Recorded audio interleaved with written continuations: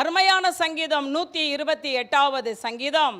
பொதுவாக அந்த 128வது சங்கீதம் சிஎஸ்ஐ சர்ச்சு ஜிஎஸ்ஐயில் திருமணத்தன்னைக்கு வாசிக்கப்படும். இது ஒரு குடும்பத்தை குறித்து. ஒரு கணவன் முதல் வசனத்தில் பார்த்தீங்கன்னா, கர்த்தருக்கு பயந்து அவர் வழியில் நடக்கிறவன் எவனோ அவன். ஒரு குடும்ப தலைவன் கர்த்தருக்கு பயந்து கர்த்தருடைய வழியில் நடந்துட்டானா குடும்பத்தை குறித்து கவலைப்பட வேண்டிய அவசியம் இல்லை. மனைவி என்ன செஞ்சிருவா? கர்த்தருக்கு பயப்படுகிற புருஷனுடைய மனைவி எப்படி இருப்பா? கனி தருகிற திராட்சை கொடியை போல இருப்பா. அவங்க பிள்ளைங்கெல்லாம் எப்படி இருப்பாங்க? பந்தய சுற்றிலும் ஒலிவ மர கன்று போல இருப்பாங்க. கர்த்தர் சியோனிலேருந்து என்ன செய்வார்? அந்த குடும்பத்தை இதோ கர்த்தருக்கு பயப்படுற மனுஷன் இவ்விதமாய் கர்த்தருக்கு பயந்து அவர் வழியில் நடந்துருங்க.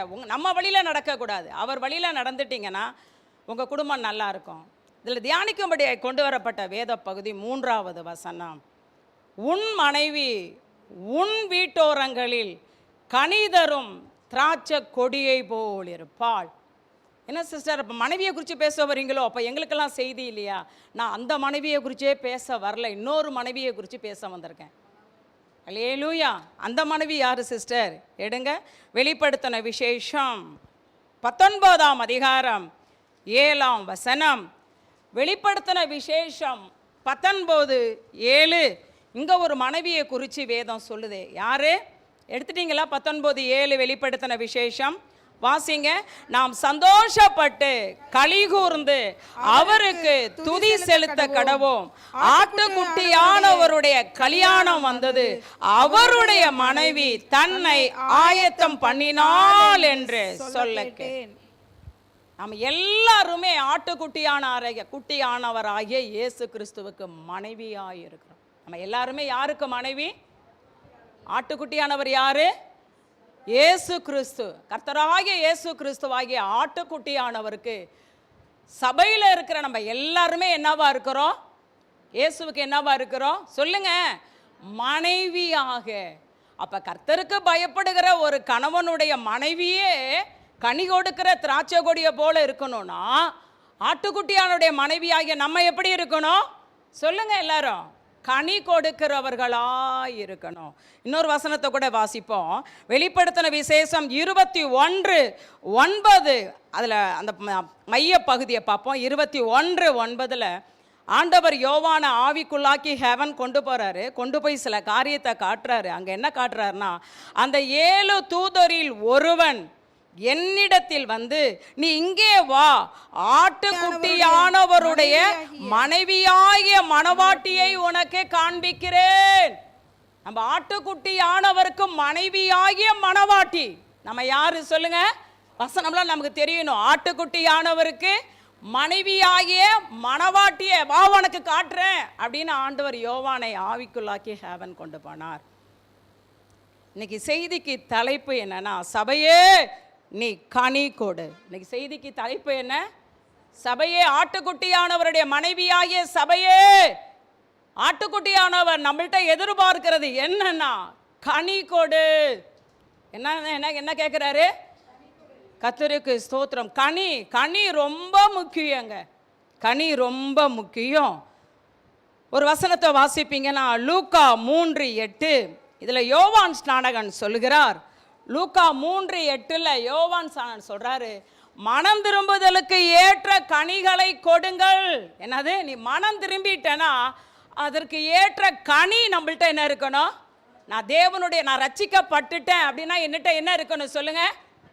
மனம் திரும்புதலுக்கு ஏற்ற கனி. முன்னாடி கோபம், முன்னாடி எரிச்சல், முன்னாடி பொறாமை, முன்னாடி சண்டை. ஆனால் மனம் திரும்பிட்டோன்னா அதற்கு ஏற்ற கனி. இன்னும் கோபம், இன்னும் எரிச்சல் இல்லை. ஒருவன் கர்த்தருக்குள் இருந்தால் புது சிருஷ்டியாய் இருக்கிறான், பழையவைகள் ஒளிந்து போயின, எல்லாம் புதிதாயின. அதான் வேதம் சொல்லுது. மனம் திரும்பிட்டேன்னா அதுக்கு ஏற்ற கனி கொடு, அதற்கு ஏற்ற கனி கொடு. இன்னும் வீட்டில் சண்டை, இன்னும் வீட்டில் வாக்குவாதம், இன்னும் வீட்டில் அடிதடி, அதெல்லாம் மனம் திரும்புதலுக்கு ஏற்ற கனிகள் அல்ல. வேதம் ஆட்டுக்குட்டியானவராகிய மனைவியாகிய நம்மள்ட்ட என்ன எதிர்பார்க்குதுன்னா, நீ எனக்கு கனி கொடு. அல்லேலூயா. அடுத்து போட்டிருக்கு, அதே லூக்கால போட்டிருக்கு 3:9, இப்பொழுதே கோடாரி ஆனது மரங்களின் வேர் அருகே வைத்திருக்கிறது. கோடாரி எங்க இருக்கா? ஏன் வேர் அருகே, மரத்தின் வேர் அருகே ஏன் இருக்கு? ஏன்னு கேட்டா, நல்ல கனி கொடாத மரத்தை வெட்டிருங்கிறார் ஆண்டவர். அதாவது கிளையை கட் பண்ணுன்னு சொல்லலை, வேரோட எடுத்துரு. நல்ல கனி கொடாத மரத்தை என்ன செஞ்சிரு? வேரோடையே எடுத்துரு. அது வேஸ்ட்டு, அது பூமியில் இருக்கிறதே வேஸ்ட்டு. அப்போ நம்ம என்ன செய்யணும்? நல்ல கனிகளை. அதனால தான் தந்தை பாடியிருக்காரு, நல்ல கனி கொடா மரங்கள் எல்லாம் வெட்டுண்டு அக்னியில் போடப்படும்னா எங்கே போட்டுருவாரு? குட்டு, நரகத்தில் போட்டுருவார். அல்லேலூயா. நம்ம நல்ல கனி கொடுக்கலைன்னா ஆண்டவர் நரகத்தில் போட்டுருவார். நீங்கள் இயேசு சொன்ன வார்த்தை யோவான் 15:5 சொல்கிறாரு, நானே திராட்சை செடி, நீங்கள் கொடிகள். ஒருவன் என்னிலும் நான் அவனிலும் நிலைத்திருந்தால் அவன் மிகுந்த கனிகளை கொடுப்பான். நம்ம கனி கொடுக்கணும்னா ஆண்டவரில் நிலைத்திருக்கணும், ஆண்டவரோடு இருக்கணும், ஆண்டவர் நம்மோடு இருக்கணும். நம்ம ஆண்டவரோடு இருந்தாதான் மிகுந்த கனி. அங்கே சொன்னார் நல்ல கனி, இங்கே சொல்கிறாரு என்ன கனி? மிகுந்த கனி. 15:8 பார்ப்பீங்கன்னா, நீங்கள் மிகுந்த கனி கொடுப்பதினால் என் பிதா மகிமைப்படுவார். நீங்கள் கனி கொடுத்தாதான் என் சீசர்கள் என் பிள்ளைனே சொல்லிட்டார். ஆலயத்துக்குள்ளே வரும்போது எல்லாருமே ஆண்டவருக்கு மகளும் மகனுமா வரோம். ஆவியில் வளர வளர அதே ஆண்டவருக்கு மனைவியாக மாறிடுறான். ஆமென். ரட்சிக்கப்பட்டு வரும்போது நம்ம எல்லாரும் யார்? ஆண்டவருக்கு மகன் மகள். ஆவியில் வளர வளர நம்ம யாராக மாறிடுறோம்? ஆட்டுக்குட்டியானவருக்கு மனைவியாக மாறிடுறோம்.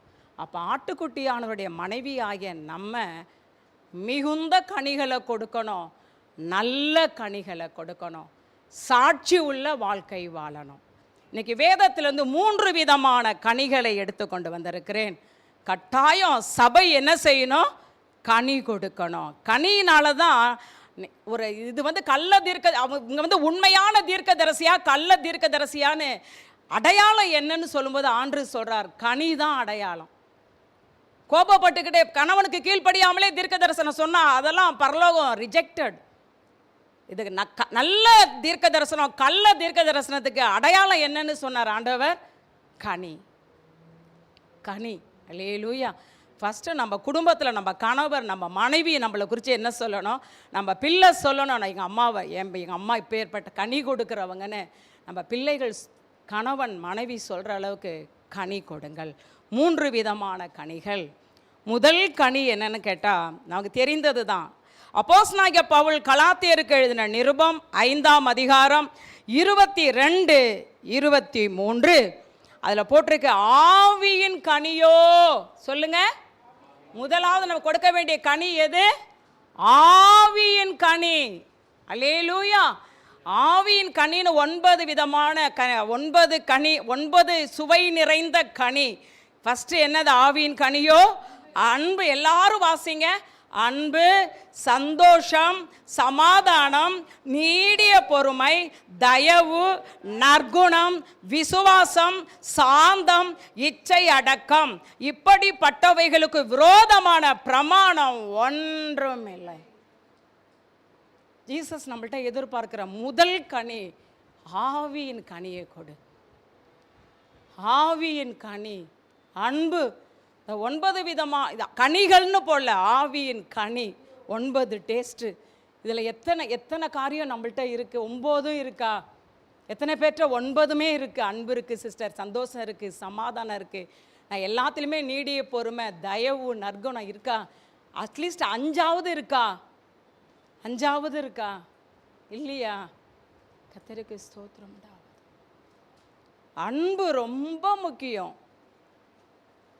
உண்மையிலே இந்த செய்தியை எடுக்கும்போது நான் இருதயத்தில் கண்ணீர் வடித்த ஒரு காரியம். ஆண்டவர்கிட்ட மன்னிப்பு கேட்டேன். ஆண்டவரே, நான் சபைக்கு அன்பை குறித்து பிரசங்கம் பண்ணுறதை விட ஜபாவியை பெற்றுக்கோ, முழங்காலே நின்று ஜபி, வசனத்தில் தேரு, அபிஷேகத்தில் தேரு, அதுக்கு நான் முக்கியத்துவம் கொடுத்துட்டேனே ஒழிய எதுக்கு முக்கியத்துவம் கொடுக்கல?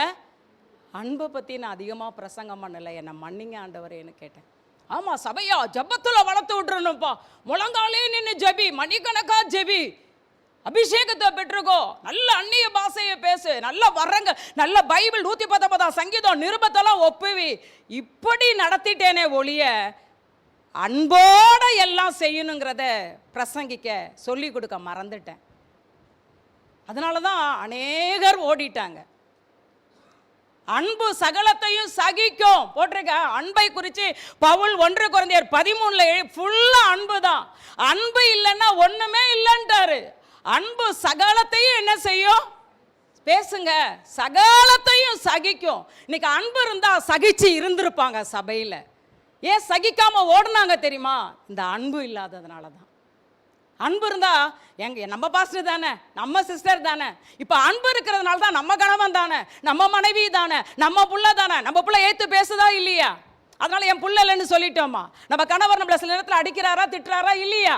எல்லாம் நடக்குது தானே, அதுக்காக கணவன் இல்லைன்னு சொல்லிட்டோமா? சில நேரத்தில் மனைவிமார்கள் கீழ்ப்படிய மாட்டேங்கிறாங்க தானே, அதுக்காக நீ என் மனைவி இல்லைன்னு சொல்லிட்டோமா? சொல்லுங்க, தூங்காதீங்க. மனைவி எப்போதுமா கீழ்ப்படுகிறாங்க, சில நேரத்தில் என்ன செய்யறாங்க? ஏத்து பேசுறாங்க. உடனே என் மனைவியில் என்ன சொல்லிட்டோம்? ஏன் தெரியுமா அப்படி சொல்லலை? அன்பு. ஏன் மனைவி, ஏன் புருஷன், ஏன் புள்ள என்னை ஏத்து பேசினாலும் அது யார் புள்ள? அது ஏன் புள்ள. அந்த அன்பு இருந்ததுனால தான் குடும்பம் இன்னைக்கு கட்டப்பட்டு இருக்கு. குடும்பம் இன்னைக்கு எவ்வளோ பிரச்சனைகள் இருந்தாலும் கட்டப்பட்டிருக்க காரணம் அன்பு. சபையிலையும் அந்த அன்பு இருந்திருந்தா நம்ம சகலத்தையும் சகிக்கணும்னு அங்கே போட்டிருக்கு. அப்படி தானே போட்டிருக்கு. ஆவியின் வரத்தை விட முக்கியம் அன்பு, அந்நிய பாஷையை விட முக்கியம் அன்பு. இதெல்லாம் 1 கொரிந்தியர் 13. தீர்க்க தரிசனத்தை விட முக்கியம் அன்பு, வேர்ட் ஆஃப் நாலேஜ் என்கிற வரத்தை விட முக்கியம் அன்பு. அன்பு சகலத்தையும் தாங்கும். என்ன செய்யும்? சகிக்கும் என்பது ஒன்று. அன்பு இருந்தால் தாங்கிடுவோம். சே, நம்ம சிஸ்டர் தானே பேசுனாங்க, இதே நம்ம நல்லா இருக்கும்போது உயர்த்தி தானே பேசுகிறாங்க. நல்லா புள்ள பாடுதுன்னு சொல்கிறாங்கல்ல, நல்லா என் பிள்ளை 119 சங்கீதத்தை தலைகீழாக ஒப்பிச்சிச்சுன்னு சொல்கிறாங்கல்ல, என் பிள்ளைங்க 5 நிருபத்தை ஒப்பிச்சிச்சுன்னு சொல்கிறாங்கல்ல. அப்போ அதே சிஸ்டர்ஸ் என்னத்தை திட்டுறாங்கன்னா நம்ம நன்மைக்கு தான் அப்படின்னு அன்பு இருந்தால் என்ன செஞ்சுருப்போம்? நம்ம தாங்கி இருப்போம், சகித்து இருந்திருப்போம், தேவன் வச்ச இடத்துல இருந்து ஆசீர்வாதமாக மாறி இருப்போம். ஆமாம். அன்பு. ஆண்டவர் நம்மள்ட்ட இது ஆவியின் வரம் இல்லாமல் கூட பரலோகம் போயிடலாம், ஆனால் ஆவியின் கனி இல்லாமல் எங்கே போக முடியாது? அன்பு இல்லைன்னா ஒன்றுமே இல்லைன்றாரு. அந்நிய பாஷை ஓய்ந்துரும், தீர்க்க தரிசனமெல்லாம் ஒளிந்துரும். அன்பு தான் என்னது? கொஞ்சம் பேசுங்க. கொட்டாயெல்லாம் விடக்கூடாது. எப்படி தான் உங்களுக்குலாம் கொட்டாய் வருதுன்னு எனக்கு தெரியல. நானும் பிரசங்கத்தில் அப்படியே கொட்டாய் விட்டா எப்படி இருக்கும் கொஞ்சம் நினச்சி பாருங்க. நீங்கள் கொட்டாய் விடுற மாதிரி நானும் கொட்டாய் விட்டா எப்படி இருக்கும்? நான் ஒரு காரியம் சொல்கிறேன், தப்பாக நினச்சிக்காதீங்க. ஒரு ஆவியில் தேர்ன ஒரு சகோதரி சொல்கிறாங்க, கொட்டாவி என்பது ஜப நேரத்துலலாம் அசுத்தாவி வெளியேறதுன்னு சொல்கிறாங்க. சீரியஸ், சிரிக்காதீங்க. நல்லா ஆவியில் வளர்ந்த ஒரு சகோதரி. ஹல்லேலூயா. ஆலயத்தில் அந்த பிரசங்கம் பண்ணுறப்பெல்லாம் கொட்டாய் விட்டால் முன்னாடி இருக்கிறவங்களுக்கு எவ்வளோ அது எப்படி இருக்கும்? ஹல்லேலூயா, ஹல்லேலூயா. கர்த்தர் நல்லவர். அன்பு சகலத்தையும் தாங்கும், சகலத்தையும் சகிக்கும். கர்த்தருக்கு ஸ்தோத்திரம் உண்டாவதாக. பிரசங்கமே மறந்துட்டேன் பாருங்க. நீங்கள் விட்டா கொட்டாயில் பிரசங்கமே என்ன செஞ்சிருச்சு? ஆவி இதில் ஆன்லைன்லேயும் போகுது. இதெல்லாம் கட் பண்ண வேண்டியிருக்கும். அல்லேலூயா.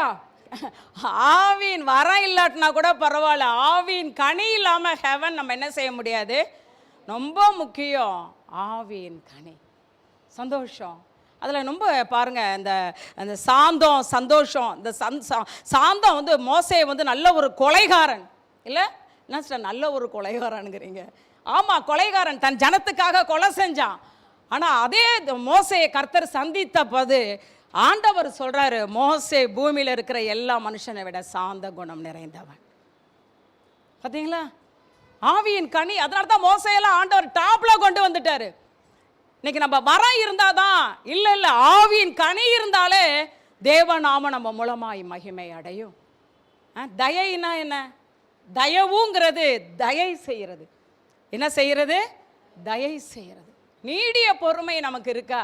உடனே ஆண்டு பதில் கொடுத்துடணும், உடனே ஆண்டு பதில் கொடுத்துடணும் இல்லை? சில காரியங்களுக்கு நம்ம வெயிட் பண்ணணும். நீடிய பொறுமை ஆவியின் கனியில் ஒன்று. ஹல்லேலூயா. கர்த்தருக்கு ஸ்தோத்திரம் உண்டாவதாக. அதில் நான் 9 விதமான கனியும் இருந்த ஒரு நபர் யாருன்னு கேட்டால் ரூத்துக்கிட்ட என்ன இருந்தது? இந்த 9 விதமான, நம்ம பொதுவாக ரூத்துனாலே ஆண்டவருக்காக வைராக்கியம் பாராட்டினவன்னு சொல்கிறோம். அதை மட்டும் தான் நான் பிரசங்கித்திருக்கிறேன். அதான் நான் சொன்னேனே, நான் செய்கிற தப்பு இல்லை, அன்பை அதிகமாக பேசாமல் இது மாதிரி காரியத்தை தான் என்ன செஞ்சிட்டேன், அதிகமாக பேசிட்டேன். 9 விதமான கனியும் யார்கிட்ட இருந்தது தெரியுமா? பைபிளில் நிறைய பேர்ட்ட இருந்தது. அதில் ரூத்துட்ட இருந்ததுங்க. வாசிங்க ஒரு வசனத்தை ரூத்தை குறித்து போவாஸ் சொல்லுவார். ரூத் புஸ்தகம் 3ஆம் அதிகாரம் 10-11. அதில் ரூத்து 10 பின்பகுதி பாருங்க. உன் முந்தின நற்குணத்தை பார்க்கிலோ உன் பிந்தின நற்குணம் உத்தமமாக இருக்கிறது. அப்போ முந்தியே அவ யாரு தான்? நற்குணம். ஆவியின் கனியில் ஒன்று என்னது? நற்குணம். போவா சொல்றாருங்க. இன்னைக்கு பார்த்துட்டு நாளைக்கு சொல்லியிருப்பாரு. பல மாதங்கள் வருடம் ஓடி இருக்கும். அவ நற்குணம் என்பது அது வரைக்கும் ரூத்தோட மாமியாராகிய நகோமிக்கு மட்டும்தான் தெரிஞ்சிருக்கும். இப்ப போவா சொல்றார், முந்தின நற்குணத்தை பார்க்கிலோ பிந்தின நற்குணம் உத்தமமாய் இருக்கிறது. 11 பாருங்க. இப்போதும் மகளேங்கிறாரு, பின்பு மனவாட்டியாய் மாறுகிறார். இப்படிதான் நம்மளுடைய அழைப்பு. மகளா தான் உள்ள வரணும். அடுத்து நம்ம என்னவா மாறிடணும்? மனவாட்டியாய். ஹல்லேலூயா. இப்போ பாருங்க, இப்பொழுதும் மகளே நீ பயப்படாதே, உனக்கு வேண்டியபடியெல்லாம் செய்வேன். யாராவது இந்த வார்த்தை சொல்ல முடியுமா? நம்ம எத்தனை பேர் கணவன் சொல்லியிருக்கிறாங்க, உனக்கு ஒன்றும் மகளே மனைவியே பயப்படாத, உனக்கு வேண்டியபடியெல்லாம் செய்வேன்னு சொன்ன ஒரு புருஷன் உண்டா? முடியாது. அவங்களால செய்ய முடியாதுங்க. நம்மளாலையும் கணவனுக்கு வேண்டியபடியெல்லாம் செய்ய முடியாதுங்க. இங்க போவா சொல்றாரு பாரு, உன் குணம் ரொம்ப நல்லா இருக்குமா, நல்ல நற்குணம். முந்தின நற்குணத்தை விட இப்ப பெத்லகேம் வந்ததுக்கு அப்புறம், மோவாப்ல இருந்த நற்குணத்தை விட இப்ப பெத்லகேமுக்கு வந்ததுக்கு அப்புறம் உன் நற்குணம் எப்படி இருக்கு? குட், வெரி குட்டா இருக்கு. அதனால நீ பயப்படாத, உனக்கு வேண்டியபடியெல்லாம். நல்லா புரிந்து கொள்ளுங்க, நமக்கு நல்ல ஆவியின் கனி இருந்தா நமக்கு வேண்டியபடியெல்லாம் கர்த்தர் செய்வார். ஆவியின் கனி ரொம்ப முக்கியம். உன் ஜபத்தை விட ஆவியின் கனி முக்கியம். 10 அதிகாரம் படிக்கிற, பைபிள் படிக்கிற, அதை விட முக்கியம் ஆவியின் கனி. எதுக்கு ஜெபிக்கிறோம், எதுக்கு பைபிள் படிக்கிறோம்னா ஆவியின் கனியை பெற்றுக்கொள்ளதான். அதுக்கு தாங்க ஜெபமே. அதுக்கு தான். எதுக்கு ஆண்டவர் என்னோட தங்குங்கிறார்னா அவரை போல மாற்ற ஆவியின் கனி. எப்ப பார்த்தாலும் கோபப்பட்டுட்டு இருந்தா புருஷனும் நேசிக்க மாட்டான், பிள்ளையும் நம்மள என்ன செய்யாது. புரிந்து கொள்ளுங்க. ஐயோ எங்க அம்மா சிடுமூஞ்சி, எங்க அப்பா கோவக்காரரு, எங்க அப்பா குடிகாரங்கிறது அடுத்துங்க. எங்க அப்பா கோவக்காரங்க, ஐயோ அவர்கிட்ட ஒன்று சொல்லிட்டு அவ்வளோதான், என் அப்பா பாரு டென்ஷன். புரிந்து கொள்ளுங்க, ஆவியின் கனி ரொம்ப முக்கியம். நீங்கள் பிள்ளைங்கள்ட்ட அன்பா நடந்து பாருங்க. காலேஜில் என்னென்ன நடக்குதுங்கிறத நம்மள்கிட்ட சொல்லிடுறோம். அம்மா இன்னைக்கு ஒருத்தன் என்ன அப்படி செஞ்சிட்டாமா, அப்படி பண்ணிட்டாமா. உண்மையிலே பேரண்ட்ஸ் நம்ம பிள்ளைங்கள்ட்ட நல்ல ஃப்ரெண்டு மாதிரி பழகி பாருங்க. அந்த பிள்ளைங்க சந்திக்கிற ஒவ்வொன்றையும் நம்மள்கிட்ட சொல்லும். எப்படி எனக்கு இப்படி ஒரு பிரச்சனை இருக்குமா, எனக்காக நீங்கள் ஜெபம் பண்ணுங்கம்மா. இப்படி ஒரு பிரச்சனை இருக்கு, நான் என்னம்மா செய்யணும், ஆலோசனை கேட்கும் நம்மள்கிட்ட. அன்பு ரொம்ப முக்கியம். ஆவியின் கனி சொல்லுங்க. ஆவியின் கனி. அட வாயை திறந்தாதான் நிரப்புவாரு. ஆவியின் கனி மிக மிக மிக முக்கியம். ஹல்லேலூயா. பைபிளே ஏன் படிக்கிறோம் சொல்லுங்க? ஆவியின் கனி கொடுக்க. ஹல்லேலூயா. இப்போ நற்குணம் இருந்ததுனால தான் உனக்கு வேண்டியபடியெல்லாம். அப்போ நம்மளும் நற்குணசாலியாக இருந்தால் நமக்கு வேண்டியபடியெல்லாம் ஜீசஸ் நிச்சயமாய் செய்வார். அதில் சொல்கிறாரு பாருங்க. அதுக்கு பிறகு சொல்கிறாரு, நீ குணசாலி என்பதை என் ஜனமாகிய ஊர் எல்லாரையும். அது எப்படிங்க? பெத்லகேம் எவ்வளோ பெரிய பட்டணங்க, அது சின்ன பட்டணம் தான். நிறைய இவ்வளோ ஜனங்க இருந்திருப்பாங்க. இப்போ நீங்கள் குணசாலிங்கிறது உங்கள் ஏரியாவுக்கு தெரியுமா? உங்கள் ஏரியாவில் இருக்கிற எல்லாருக்கும் தெரியுமா? உங்களோட ஒர்க் பண்ணுற எல்லாருக்கும் தெரியுமா? உங்கள் தெருவில் இருக்கிற எல்லாருக்கும் தெரியுமா நீங்கள் குணசாலி?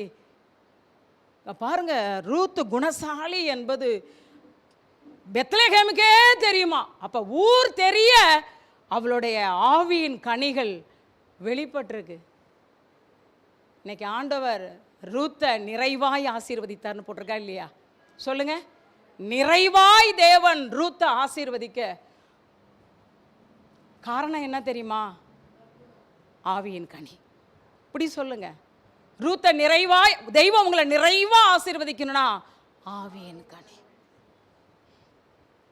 ஆவியின் கனி ரொம்ப முக்கியங்க, ரொம்ப ரொம்ப முக்கியம். நற்குணம், சாந்தம், இச்சை அடக்கம், சந்தோஷம், இதெல்லாம் மிக மிக முக்கியம். விசுவாசம். அல்லேலூயா. பாருங்க, ரூத்த ஆரம்ப நாட்கள்ல ஐயோ மோவாபிய பெண்ணு வெறுத்தாங்க. ஆனா இவ்வளவு குணசாலி என்பது ஊரளவுக்கு தேவன் கொண்டு போயிட்டாரு. என் அன்பு தேவ ஜனமே, நல்லா புரிஞ்சுக்கங்க. நீங்க ஆவியின் கனி கொடுத்தா ஊர் தெரிகிற அளவுக்கு உங்களை உயர்த்தி மகிழ்ந்துருவாரு. ஊர் தெரிகிற அளவுக்கு ஆசீர்வதிச்சிருவாரு. ஒரு மூலையில் இருப்போம், ஒரு எளிய குடும்பமாக இருப்போம், ஐயா இதெல்லாம் அவ்வளோதான் அப்படிங்கிற அளவுக்கு மக்கள் நினைக்கலாம். ஆனால் நம்மள்ட்ட ஆவியின் கனி இருந்தால் ஊர் தெரிகிற அளவுக்கு.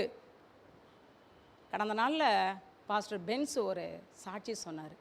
அப்பா அவர் அனுபவித்த மாதிரியெல்லாம் நம்மளாம் அனுபவிக்கவே முடியாது. அவங்க அப்பா ஒரு குடிகாரர், ஒரு எளிய குடும்பம், 4-5 பிள்ளைங்க. யாருமே பென்ஸ் குடும்பத்தை மதிக்கவே மாட்டாங்களாம். பென்ஸ் ஒரு குப்பை பொறுக்கிறவர், ரொம்ப எளிய குடும்பம், சாப்பாடே கிடையாது, ஒரு முட்டையை 5 பேருக்கு கொடுப்பாங்க. அந்த அவங்க பென்ஸ் வீட்டுக்கு பக்கத்தில் வீட்டில் இருக்கிறவர் ஒரு கார் வாங்கிட்டாராம். ஒரு ரெட் கலரில் கார் வாங்கினாராம். கார்னா சின்ன பிள்ளைங்களுக்கு ரொம்ப பிடிக்கும் இல்லை. அப்போ ஒரு நாள் என்ன பண்ணாராம், பென்ஸு அவர் வெளியில் வராத நேரத்தில் போய் இந்த கார் அப்படியே பார்த்துக்கிட்டு இருந்தாராம். அந்த காரில் கொஞ்சம் தூசி படிந்திருந்ததான். தூசி படிஞ்சிருந்தால் என்ன செய்யும் சின்ன பிள்ளைங்க, விரலை வச்சு எழுதுல. இவர் போய் பென்ஸுன்னு எழுதிட்டாராம். பார்த்துட்டானோ அந்த வீட்டுக்காரன் வெளியில் ஒடியாந்து, டாய் நீ எல்லாம் காரை பார்க்கவே தகுதி இல்லாதவன், நீ எல்லாம் காரை தொடவே தகுதி இல்லாதவன், நீ என் காரில் உன் பேரை எழுதிட்டேன்னு கையை பிடிச்சி அப்படியே திருவி முறிச்சிட்டாராங்க. அழுவுறாராம். ஐயோ விட்டுருங்கன்னு அழுவுறாராம். அப்படியே முறிக்கிறாராம். மிருகம் இல்லை. ஏன் தெரியுமா முறிக்கிறாரு? இவன் குப்பை பொறுக்கிறவன் தானே, அவரை முறிச்சே எடுத்துட்டாரு. நான் அழுதுகிட்டே இருந்தேன்னு சொல்லும் போதே நான் அழுவுறேங்க. ஒரு 7th ஸ்டாண்டர்ட் படிக்கிற ஸ்டூடெண்ட். ஏன் முறிச்சாங்க? குப்பை பொறுக்கிறவன், குடிகார விட்டு பிள்ளை, சாப்பாடு இல்லாதவன், வஸ்திரம் இல்லாதவன், இவன் நம்ம காரை தோடுறதா? இன்னைக்கு பாஸ்டர் பென்ஸ்னா தமிழ்நாடுக்கே தெரியுது ஐயா. நற்குணம். இன்னைக்கு அவரை பத்தி அவருக்கு நம்மளுக்கு தெரியாது அவருக்கு, ஆனா அவரை குறித்து இங்க பேசுறோம் பார்த்தீங்களா? காரணம் என்ன தெரியுமா? ஆவியின் கனி இருந்தா ஊர் தெரிகிற அளவுக்கு, பட்டணம் தெரிகிற அளவுக்கு ஜீசஸ் ஆசீர்வதிப்பார். நம்ம நினைக்கிறோம் ரூத் கர்த்தருக்காக வைராக்கியம் பாராட்டினா அதனால தான் போவாஸ். நோ, ரூத்ட்ட ஆவியின் கனி 9 இருந்தது. அதனால தான் அந்த பட்டணத்திலேயே பெரிய பணக்காரன் வீட்டு மனைவியாக தேவன் மாற்றினார். ஹல்லேலூயா. பணக்காரன் மனைவி யாரு? போவாஸ்னாலே ஐஸ்வர்யவான், பணக்காரன். அந்த போவாசுடைய மனைவி யார் தெரியுமா? ரூத். பொறுக்கின ரூத். காரணம் என்ன தெரியுமா? ஆவியின் கனி. ஆவியின் கனி. சிஸ்டர், ஆவியின் கனி இருந்தா என்ன சிஸ்டர்? நோ, ஆவியின் கனி இருந்தா இந்த வருட எண்டுக்குள்ள நீ உச்சகட்ட உயர்வுக்கு போயிருவ. ஆவியின் கனி.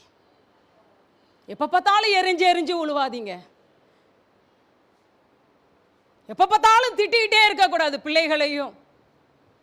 எப்ப பார்த்தாலும் முகத்தை சிடுசிடுனே வைத்திருக்க கூடாது. நம்ம நல்லா ஒரு சிரித்த முகம் இருந்தால் தான் ஜனங்கள் நம்மகிட்ட பழகுவார்கள், நம்மகிட்ட வருவாங்க. இதெல்லாம் ஆரம்பத்தில் நான் செய்யலை. அப்படியே யோவான் ஸ்நானன் மாதிரியே பேச ஆரம்பிச்சிட்டேன். இல்லை, அடிப்பட்டதுக்கு அப்புறம் தான் உருவாக்கப்பட்டேன். என் வாழ்க்கையில் அடி விழுந்ததுக்கு அப்புறம் தான் நான் உருவாக்கப்பட்டேன். இல்லை, ரொம்ப முக்கியம் அன்பு. அன்போட பிரசங்கம், அன்போட ஆவிக்குரிய ஜீவியம், அன்போட ஆவியின் வரங்கள். ஆவியின் வரம் 9, ஆவியின் கனி 9. ஒவ்வொரு கனி இருந்தா, அந்த கனி இருந்தால் தான் அந்த வரமே தருவாராம். இந்த கனிக்கு இந்த வரம் அப்படிதான் ஆண்டவர் தருவாராம். ஹல்லேலூயா. ரூத் உயர்த்தப்பட்டதுக்கு ரீசன் என்ன சொல்லுங்க? ஆவியின் கனி 9 யார்கிட்ட இருந்தது? சரித்திரமாக மாறிட்டால. நீங்கள் சரித்திரமாக மாறணும்னா ஆவியின் கனி. சாந்த குணமாக இருங்க, முகத்தை சந்தோஷமாக வைத்துக்கொள்ளுங்க. அப்போ தான் உங்கள் ஸ்டூடெண்ட் உங்களோட படிக்கிறவங்க உங்கள்கிட்ட வந்து கேட்பாங்க, நீ எப்போதும் சிரித்த முகமாக இருக்கே, காரணம் என்ன? நீங்கள் நம்ம எப்போதுமே உம்மனா மூஞ்சி மாதிரி இருந்தால் பிள்ளைங்க நமக்கு ஃப்ரெண்ட்ஸே கிடைக்க மாட்டாங்க. 2வது கனி கொலோசையர். அப்போஸ்தலனாகிய பவுல் கொலோசையருக்கு எழுதின நிருபம் 1ஆம் அதிகாரம் 10ஆம் வசனம் 1:10. இங்கே பவுல் எழுதுறாரு, எடுத்துட்டீங்களா? கொலோசையர், சகலவித நற்கிரியைகளும் ஆகிய கனிகளை தந்து அவரை அறிகிற அறிவில் விருத்தி அடைந்து கர்த்தருக்கு பிரியமாக அவருக்கு பாத்திரராய் நடந்து கொள்ளுங்கள். 2வது கனி என்ன? நற்கிரியை என்கிற கனி கொடு. முதலாவது ஆவியின் கனியை கொடு. 2வது என்ன செய்ய? நற்கிரியை. இன்னொரு வசனத்தை நீங்க பாப்பீங்கன்னா எபேசியர், எல்லாம் பவுல் தான் எழுதுறாரு. எபேசியர் 2:10 பவுல் எழுதுறாரு, நற்கிரியைகளை செய்கிறதற்கு தான் நாம் கிறிஸ்து இயேசுவுக்குள் சிருஷ்டிக்கப்பட்டு தேவனுடைய செய்கையா இருக்கிறோம். 2வது நம்மளை ஆண்டு சிருஷ்டித்ததின் நோக்கமே என்ன? நற்கிரியை செய்யணும். சொல்லுங்க, நற்கிரியை செய்ய. கஷ்டப்படுறவங்களுக்கு உதவி செய்யுமா? நீ நல்ல உன்னை ஆண்டு ஆசீர்வதித்ததின் நோக்கமே நீ ஆசீர்வாதமா இருக்கிறது மட்டும் இல்ல, ஏழை எளியவர்களுக்கு உன்னால் இயன்ற நன்மைகளை செய். 2வது கனி என்ன சொல்லுங்க? நற்கிரியை என்கிற கனி. நற்கிரியை என்கிற கனி கொடுக்க தான் ஆண்டவர் நம்மளை என்ன செஞ்சிருக்கிறாரா? சிருஷ்டித்தே வைத்திருக்கிறாராம். அல்லேலூயா. வேதத்தில் எருசலேமில் இருந்து எரிகோவை நோக்கி ஒருத்தன் போனான். அவன் நல்லா கையில் நிறையா பொண்ணு பொருள்லாம் கொண்டுட்டு போனான். இதை கள்ளன் பார்த்து என்ன செஞ்சிட்டான்? வழியிலேயே எல்லாத்தையும் கொள்ளை அடித்து இவனையும் அடித்து குற்றுயிராக போட்டுட்டு போயிட்டான். இப்போ வழியில் கிடக்கிறான். அந்த வழியில் யார் வந்தா? லேவியன் வந்தான். லேவினா ஊழியம் செய்கிறவன். அவன் வந்து என்ன செய்யணும்? நற்கிரியை ஆகிய கனி கொடுத்துட்டு குற்றுயிராக கிடக்கிறானே, ஐயோ அவனை காப்பாற்ற நம்ம ஏதாவது செய்யணுமே அப்படி நம்ம செஞ்சிருக்கணும். ஆனால் அவன் என்ன செய்யல? அவனை கண்டு பக்கமாய். இது ஏன் பைபிளில் எழுதப்பட்டிருக்கு? நம்மளும் எத்தனை பேருக்கு உதவி செய்ய திராணி இருந்தோம், உதவி செய்யாம பக்கமா விலகி போறோம்ல. ஐயோ அவன் தான் கடங்கைப்பாளே, இப்படி திரும்பிடுறோம்ல. அவளை அங்கே பார்த்தா கூட என்ன செஞ்சிடறோம்? ஐயோ அக்கா தங்கச்சியா வந்திருக்கா, ஐயோ காசுக்கெல்லாம் வந்துருப்பா, நம்மள எப்போ எவ்வளோதான் உதவி செய்யறது அவளுக்கு அப்படி நம்ம என்ன செஞ்சிடறோம்? லேவி பக்கமாய் விலகுனது மாதிரி நம்மளை ஆண்டவர் நல்லா ஆசீர்வதிச்சிருக்கிறாரு, ஒரு நல்ல பொசிஷனில் வைத்திருக்கிறாரு, நல்ல உயர் பதவியில் வச்சிருக்கிறாரு, நல்ல ஒரு ஐஸ்வர்யமானா வச்சிருக்கிறாருன்னு வைத்துக்கலுங்களேன்.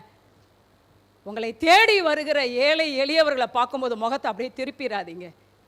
நன்மை செய்ய திராணி இருக்கும்போது நீ போயிட்டு நாளைக்கு வா அப்படின்னு என்ன செஞ்சிடாத. அவ கேட்குற பொருள் ஒன்னுட்ட இருக்கு, ஆனால் நம்ம என்ன சொல்றோம்? உடனே கொடுத்துடக்கூடாது, நாளைக்கு வா அப்படின்னு சொல்லாத. ஏன்னா உன்னை நான் சிருஷ்டித்ததின் நோக்கமே நற்கிரியை செய்ய. லேவினாலே நல்லது செய்யணும், பக்கமா விலகி போயிட்டான். அடுத்த அந்த வழியில யாரு வந்தா? ஆசாரியன். உங்களை எல்லாம் ஆண்டவர்கிட்ட ஜெபிச்சுட்டு வேற வந்திருக்கேன். கோவம் வரக்கூடாது ஆண்டவர், ஏன்னா ஆவியின் கனியை வேற பேசுகிறேன். கோவம் வந்து தான் பிள்ளைங்களை திட்டிடுறேன். அப்புறம் பிள்ளைங்களும் சரி பரவாயில்ல நீ எதுனாலும் சொல்லுடியம்மா. சரி சரி சரி அவன் எனக்கு எக்ஸ்பிளனேஷன் கொடுத்துட்டு இருக்கா. இதனால இதை சொன்னேன் சிஸ்டர், அதனால் அது மட்டும் இல்லை, ஆராதனை முடிஞ்சு வந்ததுக்கப்புறம் ஏன் சிஸ்டர் என்ன இப்படி திட்டினீங்கன்னு வேற கேட்பா. ஏன்றீங்க என்னன்றீங்க?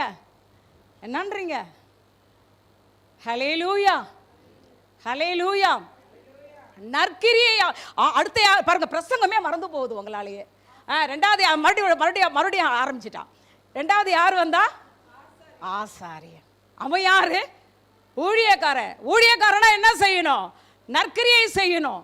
அவனும் குற்றுயிரா கிடக்கிறான். அவனை பார்த்துட்டு இவனும் என்ன செஞ்சிட்டான்? பக்கமாய் விலகிட்டான். ஆனால் அந்த வழியில் சமாரியன் வந்தான். அவனை பார்த்து உதவி செய்து அந்த காயத்தில் என்ன வார்த்து அவனை தூக்கி தன்னுடைய வாகனத்தில் ஏற்றிட்டு சத்திரகாரன்ட்ட கொண்டு போய் விட்டு அவனை பராமரித்தான். அதனால தான் வேதம் பாட்டு பாடுறாரு பெர்க்மான்ஸ் ஐயா, நல்ல சமாரியன் இயேசு என்னை தேடி வந்தாரே. ஏன் நல்ல சமாரியன்? நற்கிரியை செய்கிறவன் நல்ல சமாரியன். நல்ல கிரியை செய்யுங்க. உங்களுக்கு நல்ல ஒரு பொசிஷனில் இருக்கீங்களா, அதை வச்சு 2 பேருக்கு ஒரு வேலை வாங்கி கொடுங்க. நல்ல ஒரு இதாக இருக்கு, ஆசீர்வாதமாக இருக்கிறீங்களா, உங்கள் உறவுகளுக்கு வேலை பார்க்குற இடத்துல நீங்கள் என்ன செய்யுங்கன்னு கேட்டால், உங்களால் இயன்ற தான தர்மம். கொர்நேலியே வீட்டுக்கு ஒரு நாள் தூதன் வந்தார். அந்த தூதன் என்ன சொன்னார் தெரியுமா? கொர்நேலியே, நம்ம வீட்டுக்கெல்லாம் தூதன் வரணும்னு ஜெபம் பண்ணுங்க. நம்ம வீட்டுக்கு யார் வரணும்? நம்ம அக்கா தங்கச்சி உறவுகள் மட்டும் இல்லை, நான் ஜெபிச்சுட்டு இருக்கப்ப தூதன் என் ரூமுக்கு வரணும். ஹல்லேலூயா, ஹல்லேலூயா. தூதன் வந்து என்ன சொன்னார் தெரியுமா? உன் ஜெபங்கள் கேட்கப்பட்டது, நீ செய்த தான தர்மம் பரலோகத்துல வந்து எட்டிருச்சு. பாருங்க, நம்ம செய்கிற தான தர்மம் நற்கிரியை பரலோகத்தை போய் எட்டுது. நற்கிரியை செய்ய தான் நம்ம நியமிக்கப்பட்டிருக்கோம். வேதத்துல தொர்காள் அவ என்ன செஞ்சா? விதவைகளுக்கு நற்கிரியை செய்த அவளுக்கு திடீர்னு வியாதி வந்துருச்சு, செத்து போயிட்டா. நற்கிரியை பெற்றவர்கள் என்ன செஞ்சாங்க? நன்மை பெற்றவர்கள் பேதுருவுக்கு ஆள் அனுப்புறாங்க. ஐயா வாங்க, ஐயா வாங்க, தொர்கால செத்து போயிட்டா. ஐயோ, இந்த தொர்கால் யார் தெரியுமா? என் விதவைகளுக்கெல்லாம் ட்ரெஸ் தச்சு கொடுத்த நற்கிரியை செய்தவள். அந்த இடத்துல என்ன போட்டிருக்குன்னா, 9:36 தபித்தாள் என்னும் பேருள்ள ஒரு சீசி இருந்தால் அவள் நற்கிரியைகளையும் தர்மங்களையும் மிகுதியாய், எப்படி போட்டிருக்கு பாருங்க, மிகுதியான தான தர்மம். தயவு செய்து பிச்சைக்காரர்களுக்கு, உண்மையான பிச்சைக்காரர்களுக்கு ஒரு 10 ரூபா 5 ரூபாலாம் போடுங்க. தான தர்மம் பண்ணுங்க, ஹெல்ப் பண்ணுங்க, நன்மை செய்யுங்க. அவ செத்து போயிட்டா, அவ அடக்கம் பண்ண அவங்களுக்கு பிடிக்கல. பேதுருவை அழைச்சிட்டு வந்து, ப்ளீஸ் இவளுக்காக ஜெபிச்சு இவளை உயிரோட எழுப்பிற. அவள் செய்த தான தர்மம் அவளுக்கு மீண்டும் ஒரு வாழ்க்கையை கொடுத்தது. கொர்நேலியு செய்த தான தர்மம் தூதனை வீட்டுக்குள்ள இறக்குனது. உங்களால் இயன்ற நற்கிரியைகளை, யோபு பத்தி பாருங்க வேதத்துல, சப்பானிக்கு காலா இருந்தேன், குருடனுக்கு கண்ணா இருந்தேன், தாய் தகப்பன் இல்லாத பிள்ளைக்கு தகப்பனா இருந்தேன், விதவைகளுக்கு என்னால் இயன்றதை செஞ்சுக்கிட்டே இருந்தேன், பரதேசிக்கு கூட நான் அவ்வளோ நன்மை செஞ்சிருக்கேன். பார்த்தீங்களா? அதனால தான் ஆண்டவர் யோபுவை ஊட்ஸ் தேச அளவுக்கு உயர்த்திட்டாரு. அங்கே ரூத்தை ஊர் அளவுக்கு உயர்த்தினாரு. ஆனால் இங்கே யோபுவை ஊஸ் தேசம், இப்போ இந்திய தேசம் மாதிரி 28 மாநிலம் 8 யூனியன் பிரதேசம் மாதிரி பெரிய தேசம், ஊத் தேசம். அந்த தேசத்தில் 3/4 இடம் யோபுக்கு சொந்தமாக இருந்தது. காரணம் என்ன தெரியுமா? யோபுவை ஆசீர்வதிச்சா யோபு சப்பானிக்கு காலா இருப்பான், குருடனுக்கு கண்ணா இருப்பான், பரதேசியை ஆதரிப்பான், திக்கற்ற பிள்ளையை ஆதரிப்பான், விதவையை ஆதரிப்பான். ஆண்டவர் நம்பி யோபுவை என்ன செஞ்சாரு? ஹல்லேலூயா. கடந்த நாளில் எங்கள் ஊர்லேருந்து ஒரு மக வந்திருந்தா என்னை தேடி. அவள் எங்கள் ஊரில் அவங்க விவசாயி, அவங்க அப்பா அம்மா ரொம்ப பிஸியாக ஒர்க் பண்ணுவாங்க. அப்போ இப்போ பிறந்து ஒரு கொஞ்சம் நாட்கள், ஒரு 7-8 மாதம், அப்புறம் அப்படியே 1 வயசு ஆகிறப்ப அவங்க வயலில் முக்கியமான வேலை இருக்கும். அப்போ அந்த பிள்ளையும் தூக்கிட்டு போக முடியாதுன்னு நான் ஜெபம் பண்ணிகிட்டு இருப்பேன். அவங்க வந்து எங்கள் வீட்டு கதவை தட்டி, செல்வி செல்வி செல்வி செல்வி அப்படின்ட்டு நான் கதவை தட்டுன, அவங்களுக்கு தெரியும், கிராமத்துக்கே தெரியும், கதவு மூடப்பட்டிருந்தா செல்வி உள்ளே ஜெபம் பண்ணிகிட்டு இருக்குன்னு கிராமத்துக்கே தெரியும். அப்போ தட்டி அவங்க தொந்தரவு பண்ணுறேன்னு நினைக்க மாட்டாங்க. தட்டி, செல்வி இன்னைக்கு முக்கியமான வேலை இருக்குது செல்வி, ப்ளீஸ் செல்வி தயவுசெய்து என் பிள்ளைய ஒரு மணி நேரம், நான் ப்ரேயரில் முட்டியில் நின்றுட்டு இருக்கேன், இவங்க கொண்டாந்து பிள்ளைய என்கிட்ட கொடுத்துட்டு, ப்ளீஸ் செல்வி என் பிள்ளைய அந்த 1 மணி நேரம் பார்த்துக்க செல்வி, முக்கியமான வேலை செல்வி, நான் போயிட்டு வந்துடுறேன் செல்வி. நம்ம ஏற்றுக்க முடியுமா? ஜபத்தில் நின்றுட்டுருக்கோம். நான் என்ன சொல்லியிருக்கேன்? ஜபத்தை விட முக்கியமே அன்பு. அவங்க விட்டுட்டு போகிற பாவம் கெஞ்சுறாங்க, டக்குன்னு பரவாயில்ல விட்டுட்டு போங்க அப்படின்னு அந்த குழந்தைய அப்படியே பக்கத்தில் பாய் போட்டு படுக்க வச்சுட்டு போயிடுவாங்க. அந்த குழந்தைய கொஞ்ச நேரம் கழிச்சு அழும்ல, அப்போ அதை தூக்கி நான் என்ன செய்யணும்? முட்டியில் நிற்கிறேன்னா உட்காந்தான் ஆகணும். அந்த குழந்தைய மடியில் போட்டு அப்படியே இது பண்ணிகிட்டு இருப்பேன். இப்போ அவள் வளர்ந்து MSc BEd குவைத்தில் இருக்கா, டீச்சராக இருக்கா. நம்ம செய்கிற அவன் ரட்சிக்கப்பட்டுட்டா பாருங்க. அதான் நம்ம சின்ன நற்கிரியை செஞ்சவனா அவள் இப்போ ரட்சிக்கப்பட்டுட்டா. பாஸ்டர் மூலம் ஞானஸ்தானம் எல்லாமே. இப்போ குவைத்தில் போய் அவள் எப்படி இருப்பாளோன்னு நினச்சேன். அங்கேருந்து சொல்கிறா, ஆண்டி உங்கள் செய்தியை நான் பார்க்குறேன், கடந்த நாளில் கார் வாங்கியிருக்கா. அந்த காரை ஃபஸ்ட்டு எங்கள்கிட்ட கொடுத்து தான் ஆசீர்வாதம் வாங்கணுமா. எடுத்துக்கிட்டு வரால எங்க அந்த ஒரு சின்ன நற்கிரியை பார்த்தீங்களா, சின்ன ஒரு நற்கிரியை. அந்த ஆத்துமா ரட்சிக்கப்பட்டுருச்சு. வந்து அவங்க அம்மா அக்கா எல்லாம் வந்துட்டாங்க. அவங்க அம்மா அப்பெல்லாம் ரட்சிக்கப்படலை, இவ மட்டும்தான் ரட்சிக்கப்பட்டிருக்கா. அப்படியே குழந்தைய அழைச்சிக்கிட்டு வந்து, ஆண்டி இந்தாங்க சார் காவியை பிடிங்க, சார் காவியை பிடிங்க, கார் சாவியை பிடிங்க, கார் சாவியை பிடிங்கன்னு கொடுத்து அப்படியே ஜெபம் பண்ணிட்டு நான் பாஸ்டர்கிட்ட சொல்கிறேன், அப்பா இவ வந்து என்னுடைய சண்டே கிளாஸ் ஸ்டூடெண்ட்டுன்னு சொல்கிறேன். ஆண்டி சண்டே கிளாஸ் ஸ்டூடெண்ட்டுன்னு சொல்லாதீங்க, என் மகன்னு சொல்லுங்க ஆண்டி. அப்பா அப்படியே கட்டி பிடிச்சிட்டாங்க. அந்த வார்த்தை பார்த்தீங்களா, இப்படி தான் ஆண்டவரெல்லாம் ஐஸ் வைக்கணும், இப்படி தான் ஆண்டவர் என்ன செய்யணும். நான் சண்டே கிளாஸ் இவன் என் சண்டே கிளாஸ் ஸ்டூடெண்ட்டுப்பா அப்படிங்கிறேன். அவன் என்ன சொல்கிற, சண்டே கிளாஸ் ஸ்டூடெண்ட்னு சொல்லாதீங்க ஆண்டி, என் மகன்னு சொல்லுங்க ஆண்டி. அப்படியே எனக்கு கண்ணீர் வந்துட்டு அப்படியே அவளை கட்டி பிடிச்சப்போ ஒரு ஃபோட்டோ எடுங்கப்பா, ஒரு சின்ன நற்கிரியை. எனக்கு ஆத்மா ரசிக்கப்பட்டுருச்சுங்க. எவ்வளோ சந்தோஷமாக இருக்குது தெரியுங்களா. அந்த ஆத்மா என் கணக்கில் இருக்குங்க. இந்த ஆத்மா இருக்கு, இந்த ஆத்மாவும் என் சண்டே கிளாஸ் ஸ்டூடெண்ட்டு தான், இந்த ஆத்மாவும் என் கணக்கில் தான் இருக்குது. எங்கள் ஊரில் அநேகர் சண்டே கிளாஸ் மூலமாக ரட்சிக்கப்பட்டு இன்னைக்கு எல்லாரும் மூழ்கி ஞானஸ்தான ட்ரெஸ் நல்லா இருக்காங்க. நற்கிரியை ஆகிய கனிகளை கொடுங்கள். மூன்றாவது என்ன கனி தெரியுமா, ஆத்துமா ஆதாயம் என்கிற கனியை கொடுங்க. ஆத்துமாக்களை ஆதாயம் செய்வது, கனி கொடுப்பது. அதைத்தான் ஆதியாகமம் 45:5 யோசேப்பு எகிப்துல தலைவனாக உயர்த்தப்பட்டு தன்னை தேடி வந்த தன்னுடைய பிரதர்ஸ்க்கு அந்த தானியத்தை விற்கும் போது சொல்லுவாரு, 45 கொஞ்சம் இது 45:5 அவர் சொல்லுவாரு, என்னை இவ்விடத்தில் வரும்படி விற்று போட்டதினால் நீங்கள் சஞ்சலப்பட வேண்டாம், அது உங்களுக்கு விசனமா இருக்கவும் வேண்டாம், ஜீவ ரட்சனை செய்யும்படி தேவன் என்னை உங்களுக்கு முன்னே அனுப்பினார். ஜீவ ரட்சனை என்பது ஆத்தும ஆதாயம்.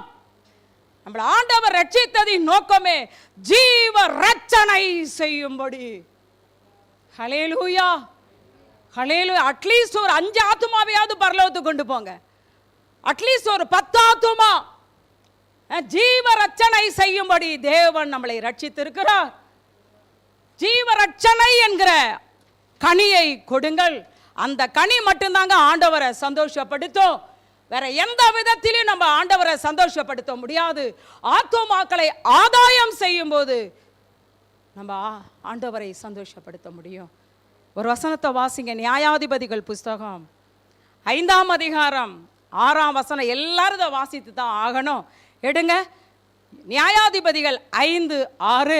அதில் போட்டிருக்கு, ஆனாத்தின் குமாரனாகிய சம்காரின் நாட்களிலும், சம்காரின் நாட்களிலும், யாகேல் என்ற ஒரு பெண்ணுடைய பேர், யாகேலின் நாட்களிலும் பெரும் பாதைகள் பாழாய் கிடந்தது, வழி நடக்கிறவர்கள் பக்க வழியாய் நடந்தார்கள். சம்கார், யாகேல், சம்கார் நியாயாதிபதி, யாகேல் சாதாரண கூடாரத்தில் வாசம் பண்ணுகிறவள்.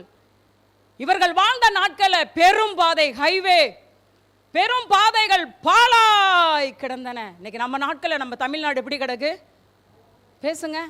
கடந்த நாளில் செய்தி என்ன தெரியுமா, ஒரு காலேஜில் ஒரு பையன் ஒரு பொண்ணை விரும்பினானா, அந்த பொண்ணு அந்த பையனை விரும்பலையா. நான் உன்னை விரும்புகிறேன், நீ என்னை விரும்பலையான்னு அவ காலேஜ் முடிச்சு வந்திருக்கிற ஓட ஓட விரட்டி கொன்னுட்டான் தெரியுங்களா. அப்போ ஒன் சைடு லவ்வுமே பயமா இருக்கு. நம்ம புள்ள லவ் பண்ணக்கூடாதுன்னு ஜெபிக்கிறதை விட நம்ம பிள்ளைய யாரும் லவ் பண்ணக்கூடாதுன்னு வேற ஜெபிக்கணும் போல இருக்கு. நம்ம நாட்களில், சம்கார் நாட்களில், யாகேல் நாட்களில் ஹைவே பெரும்பாதைகள் பாழாய் போனது போல நம்ம நாட்களில், நம்ம மாநிலம், நம்ம மாவட்டம், நம்ம ஏரியா, நம்ம தாலுகா, நம்ம தேசம் பாழாய் கொண்டிருக்கிறது. எவ்வளோ சிறை கைதிகள் கொலை செய்யப்படுகிறார்கள், எவ்வளோ பாலியல் பலாத்காரங்கள், எவ்வளவோ அழிவு நாசம்.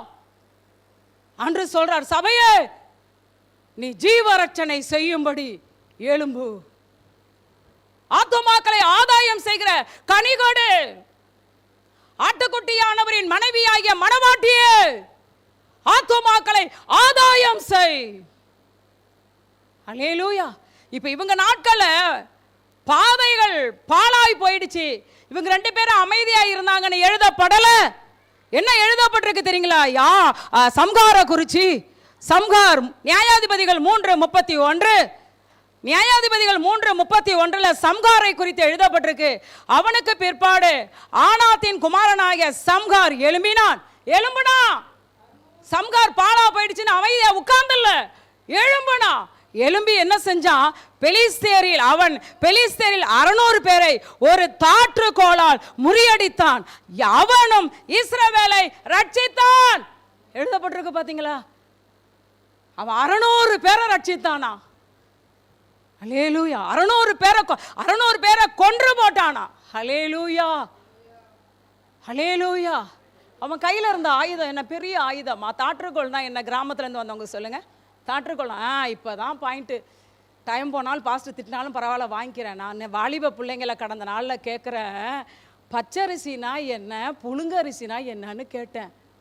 அப்பாடா, பச்சை அரிசினா இந்தியாவில் விளையிறதான், புழுங்கரிசினா ஃபாரின்ல விளையிறதான். அல்லேலூயா, அல்லேலூயா. ஏண்டி அம்மா, பச்சரிசினா என்னன்னு கேட்குறோம். பச்சரிசினா தமிழ்நாட்டில் விளையிறது, புழுங்க அரிசினா அயல் நாட்டில் விளையிறதாம். என்னப்பா? அதான் புழுங்கல் அரிசி தான் இல்லப்பா, பச்சரிசி தான் அங்கன்னாங்க. எங்க சொன்னீங்க பிள்ளைங்களா?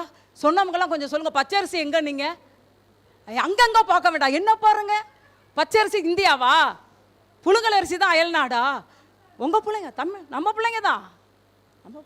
ஒன்றும் வருத்தப்படாதீங்க. ஹலோ, அன்பு சகலத்தையும் தாங்கும், சகலத்தையும் சகிக்கும். அல்லேலூயா. இப்போ புரிஞ்சு அப்புறம் சொல்லிட்டேன், பச்சரிசினா என்னன்னு சொல்லிட்டேன். தாற்றுக்கோள்னா என்ன? இப்போ இதை சொல்லுங்க. தாற்றுக்கோள்னா பெரிய ஆயுதம் அல்ல. கிராமத்தில் இருக்கிற நீங்கள் சொல்லுங்க, இந்த மாட்டு வண்டி ஓட்டும் பொழுது கையில் ஒரு குச்சி இந்த மாட்டுக்கு வச்சிருப்பாங்க, இத்துணோண்டு தார் குச்சி. இதை வச்சு ஜனங்களை ரட்சிக்க முடியுமா? இன்னைக்கு இத்துணோண்டு குச்சி, இரும்பில் செய்யப்பட்ட சின்ன ஆணி, கூர்மையான ஆணி, அதை வச்சு இப்படி மாட்டை குத்துவாங்க. அப்போ என்ன செய்யும் மாடு?